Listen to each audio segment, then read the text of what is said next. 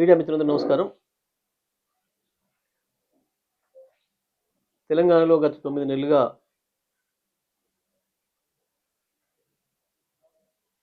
పరిపాలన పూర్తిగా విఫలమైంది. ముఖ్యమంత్రికి, మంత్రులకు ఎవరికీ సరైన అవగాహన లేక ప్రతి విషయంలో వాళ్ళు గందరగోళపడడం కాదు, ప్రజల్ని గందరగోళపరుస్తున్నారు. ఇచ్చిన హామీల మాట దేవుడెరుగు గాని వచ్చే సమస్యను పరిష్కరించడానికి చేత కావడం లేదు. వరదల విషయంలో చూసినాం, పూర్తిగా వైఫల్యం చెందారు. ప్రత్యేకించి ఇప్పటి వరకు ఈ 9 నెలల కాలంలో వాళ్ళకు ప్రజలకు ఇచ్చిన హామీలలో నెరవేరుస్తాము అని చెప్పి గొప్పలు కొట్టుకున్నది కేవలం రైతు రుణమాఫీ విషయంలో. దాంట్లో ఇంకా అట్టర్ ఫ్లాప్ అయినరు. ఒక స్పష్టత లేని పరిస్థితి. రైతాంగం అంతా గందరగోళంలో ఉన్నారు. రైతాంగాన్ని గందరగోళంలో నెడుతున్నారు కావాలని చెప్పి ఒక పథకం ప్రకారమే ప్రభుత్వం 49,000 కోట్లని చెప్పిన రుణమాఫీ చివరికి 31 కోట్లని చెప్పి బడ్జెట్లో 26,000 కోట్లు పెట్టి 18,000 కోట్లు రిలీజ్ చేసినామని చెప్పి ఇప్పటికీ రైతాంగానికి 10,000 కోట్లు కూడా చేరలేదు. ఒక మంత్రి ఒక మాట చెప్తున్నాడు, ఒక మంత్రి ఇంకో మాట చెప్తున్నాడు, ముఖ్యమంత్రి ఇంకో మాట చెప్తున్నాడు. వాళ్ళు ఒకరికొకరు మాట్లాడేదానికి పొంతన లేకుండా ఉంది. అదే మంత్రి ముందు రోజు ఒక మాట మాట్లాడుతున్నాడు, వారం తర్వాత ఇంకొక మాట మాట్లాడుతున్నాడు. ఇప్పటికైనా రైతు రుణమాఫీ విషయంలో అసలు ప్రభుత్వం ఏమనుకుంటుంది, ఏం చేద్దామనుకుంటుంది, ఎంత మేరకు రుణమాఫీ చేస్తుంది, ఎవరెవరికి చేస్తుంది అనేది స్పష్టతనివ్వాలని చెప్పి నేను డిమాండ్ చేస్తూ ఉన్నా. మొన్నటి వరకు 2 లక్షల రూపాయల వరకు రుణమాఫీ చేయాలంటే ఆ పైన ఏదైతే ఉందో అమౌంట్ మీరు వెంటనే బ్యాంకులలో కట్టుకోండి, మీకు మాఫీ అవుతుందని చెప్పారు. అందరు మంత్రులు చెప్పారు. చివరికి నిన్న మళ్ళీ సంబంధిత శాఖ మంత్రి గారు, వ్యవసాయ శాఖ మంత్రి గారు, మీరు ఇప్పుడే కట్టకండి అని మాట్లాడుతున్నాడు. ఈ పాటికి చాలామంది రైతులు కట్టిరు. అవతల అప్పుసప్పు చేసి 2 లక్షలకు పైన ఉన్న వాళ్ళు, 3 లక్షలు ఉన్నవాళ్ళు, 4 లక్షలు ఉన్నవాళ్ళు, 2.5 ఉన్నవాళ్ళు, 2.20 ఉన్నవాళ్ళు, అవతల చేబదులు తెచ్చో వడ్డీకి తెచ్చో కట్టిరు చాలామంది. ఇవాళ మళ్ళీ తప్పించుకోవడం కొరకు మీరు ఇప్పుడే కట్టకండి అని మాట్లాడుతున్నారు. ముందు బ్యాంకుల నుంచి వెళ్ళి సమాచారం తీసుకొని రైతుల్ని మోసం చేయడం కొరకు ముందు మీరు అగ్రికల్చర్ అధికారులను కలవండి, బ్యాంకులను కలవండి, కలెక్టర్ని కలవండి అని చెప్పాను. ఆ తర్వాత లేదు మేమే ఊర్లలోకి పంపిస్తాం, మీ అగ్రికల్చర్ ఆఫీసర్లే వచ్చి మేము వివరాలను తీసుకుంటారు అని చెప్పాను.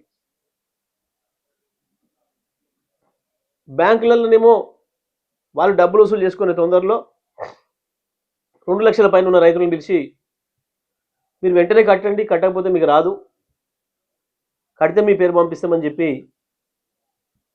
రైతాంగాన్ని భయపెట్టిస్తున్నారు.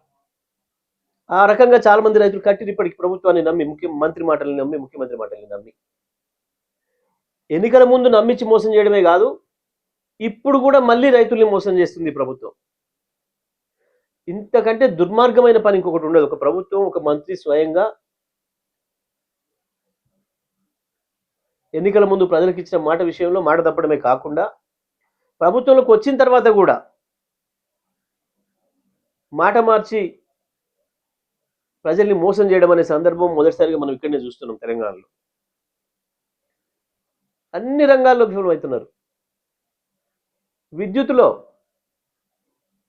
లెసఫోజులు కొడుతున్నాడు బట్టి విక్రమార్క. నిన్న వాళ్ళ నాయకుడి ఇంటికాడికి పోయి కూర్చున్నది లేదు పని మీద మిత్రుడికి. కూర్చొని ఉండగానే గంట సేపట్లో దాదాపు 6-7 సార్లు పోయింది కరెంట్.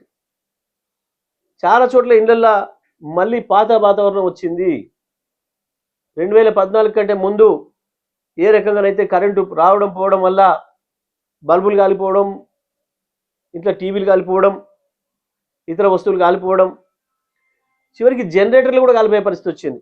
వీళ్ళకి ఎవరికి సోయి లేదు, ఎవరికి వాడు వ్యక్తిగత సంపాదనలు పడ్డారు. ముఖ్యమంత్రి స్థాయిలో ముఖ్యమంత్రి, మంత్రుల స్థాయిలో మంత్రులు, అవకాశం ఉన్న ప్రతి చోట వ్యాపారులను, కాంట్రాక్టర్లను ఎవరెవరిని ఎట్లా భయపెట్టచ్చో, బిల్డర్లను భయపెట్టించి వసూలు చేసుకునే పనిలో ఉన్నారు ఒకరిని మించి ఒకటి తప్ప ప్రజలకు సేవ అందిద్దామన్న ఆలోచన ఒక్కరు కూడా కనపడతలేదు ఈ రాష్ట్ర ప్రభుత్వం. మేము ఇప్పటికైనా డిమాండ్ చేస్తూ ఉన్నా, ఎట్టి పరిస్థితుల్లో రుణమాఫీ విషయంలో ఈ ప్రభుత్వం కూర్చొని ఒక స్పష్టత తీసుకోవాలి, ప్రజలకు, రైతులకు స్పష్టతనివ్వాలి. మిమ్మల్ని నమ్మి 2 లక్షల రూపాయల రుణమాఫీ చేస్తారని, 15,000 రూపాయల రైతు భరోసా ఇస్తారని నమ్మి పూర్తిగా వ్యవసాయ ప్రాంతం రైతాంగమే మీకు ఓట్లేసే అవకాశం ఇచ్చారు. మిమ్మల్ని గెలిపించింది మొత్తం రైతాంగమే. రైతులు ఉన్న చోట, వ్యవసాయం ఉన్న చోటనే మీరు గెలిచిండ్రు. కానీ అదే రైతులకు నెత్తిన టోపీ పెట్టడమే కాకుండా ఇప్పటికీ కూడా రకరకాల మాటలు చెప్తూ మోసం చేస్తూ కాలం గడుపుతున్నారు. వ్యవసాయ శాఖ మంత్రి గారిని నేను డిమాండ్ చేస్తా ఉన్నా, ఇప్పటికైనా ముఖ్యమంత్రి మీ మంత్రివర్గం కూర్చొని అసలు రైతాంగానికి మొత్తం రుణమాఫీ చేసే ఉద్దేశం ఉందా లేదా, మీరు ఇచ్చిన మాట ప్రకారం 2 లక్షలు లేదా ఎగ్గొట్టదలుచుకున్నారా, స్పష్టంగా చెప్పండి.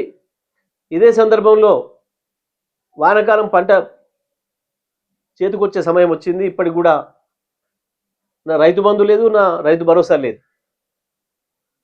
వెంటనే రైతు భరోసా కూడా ప్రారంభం చేయాలి. రైతాంగం అప్పులు తీసుకొచ్చి పెట్టి ఇబ్బందులు పడుతున్నారు. ఒకవైపు సూర్యాపేట, ఖమ్మం, భద్రాద్రి కొత్తగూడెం, మహబూబాద్, నర్సంపేట, ములుగు, ఇంకా ఇతర జిల్లాల్లో, ఆదిలాబాద్, ఇతర జిల్లాలలో కూడా చాలా చోట్ల లక్షలాది ఎకరాలు పంట పొలాలు నాశనమైనాయి. వరి చేలు కావచ్చు, పత్తి కావచ్చు, మిర్చి కావచ్చు, ఇతర పంటలు కూడా.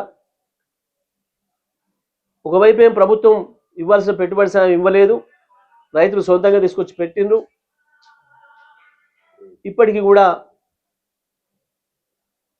ఆ రైతాంగం వర్షాలతో దెబ్బతిన్నది, కానీ ప్రభుత్వానికి మాత్రం నిమ్మకి నీరెత్తినట్టు లేదు. వెంటనే రైతు భరోసా కూడా ప్రారంభం చేయాలని చెప్పి బీఆర్ఎస్ పార్టీ మేము డిమాండ్ చేస్తున్నాం. వరద బాధితుల విషయంలో కూడా ఇప్పటి వరకు కూడా మా దగ్గరికి ఏ అధికారులు రాలేదు, మాకేం సాయం అందటం లేదని చెప్పి మొత్తుకుంటున్నారు వరద బాధితులందరూ కూడా. ప్రభుత్వానికి సోయి లేదు, కనీసం ముందస్తు తెలివి లేకపోయింది. పరిపాలన అనుభవం లేకనో మీ సోమరితనం వల్లనో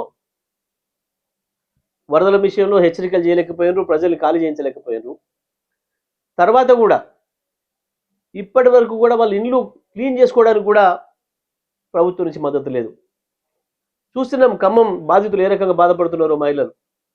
వాళ్ళు ఒకటే మాట అంటున్నారు, సిగ్గుండాలి ఈ ప్రభుత్వానికి, మీరు ఇచ్చే 10,000 పక్కన పెట్టండి, ఒక్కరోజు వచ్చి మా ఇంట్లో ఉండండి అని అడుగుతున్నారు మంత్రుల్ని. దమ్ముందా ఏ మంత్రి కన్నా వరద బాధితుల ఇళ్లలో పోయి అర్ధగంట సేపు నిలబడే దమ్ముందా? మీకు లేకపోగా మేము టీఆర్ఎస్ బృందం కేసీఆర్ గారి ఆదేశాల మేరకు మేము ఇంటింటికి తిరుగుతుంటే వీళ్ళు తిరిగిపోతే మా మీద కూడా పడుతుందేమో, ప్రజలు డిమాండ్ చేస్తారు మమ్మల్ని, మీరు ఎందుకు రావట్లేదు అని చెప్పి భయానికి మా మీద దాడి చేయించే ప్రయత్నం చేశారు. చూపించుకోవడం కొరకు ప్రతిపక్షంగా మా పాత్ర మేము నిర్వహిస్తుంటే కూడా ఆటంకాలు కల్పించే ప్రయత్నం చేశారు. ఇది ప్రభుత్వం చేతగాంతనానికి, సోమరితనానికి నిదర్శనం. మళ్ళీ నిన్న వ్యవసాయ శాఖ మంత్రి ఏదైతే స్టేట్మెంట్ ఇచ్చిండో 2 లక్షల రుణమాఫీ వరకున్న పైకున్న రైతులు ఇప్పుడు కట్టకండి అని చెప్పి, నేను దీన్ని తీవ్రంగా ఖండిస్తా ఉన్నా. ఎట్టి పరిస్థితుల్లో కూడా మరోమారు రైతాంగాన్ని మోసం చేయకండి. వెంటనే 2 లక్షల వరకు రుణమాఫీ ఏదైతుందో వాళ్ళు ఎప్పుడైనా కట్టుకోనియండి, రైతులు బ్యాంకులు వాళ్ళ ఇష్టం. 2 లక్షల వరకు మీరు ఏదైతే ఇస్తున్నారో అంతవరకు బ్యాంకులు వేయండి. ఈ రాష్ట్రంలో ఉన్న రైతాంగం మొత్తం 2 లక్షల పైన అప్పులు తీసుకున్న వాళ్ళు ఎవరైనా ఉన్నని 2 లక్షల వరకు మీరు చేస్తున్నారు, 2 లక్షల రూపాయలు వేయండి మీ తరఫున. ఆ మిగతాది ఎప్పుడు కట్టుకోవాలి, ఏం చేసుకోవాలనేది బ్యాంకుకు రైతుకు సంబంధించిన విషయం. మీరు ఇచ్చిన మాటకే 9 నెలలు ఆలస్యం చేసిండ్రు, వడ్డీ కూడా పెరిగిపోయింది. తీసుకున్న అసలు వడ్డీ కట్టడానికి రైతులకు ఇబ్బంది పడుతున్నారు. కాబట్టి వెంటనే ఎటువంటి గందరగోళం లేకుండా 2 లక్షల రూపాయల వరకు రైతాంగానికి మొత్తం అందరికి కూడా వాళ్ళ ఖాతాల్లో జమ చేయాలని చెప్పి నేను డిమాండ్ చేస్తా ఉన్నాను. అసలైన తొలి వెలుగు. ఫాలో వాట్సాప్ @తొలి వెలుగు official.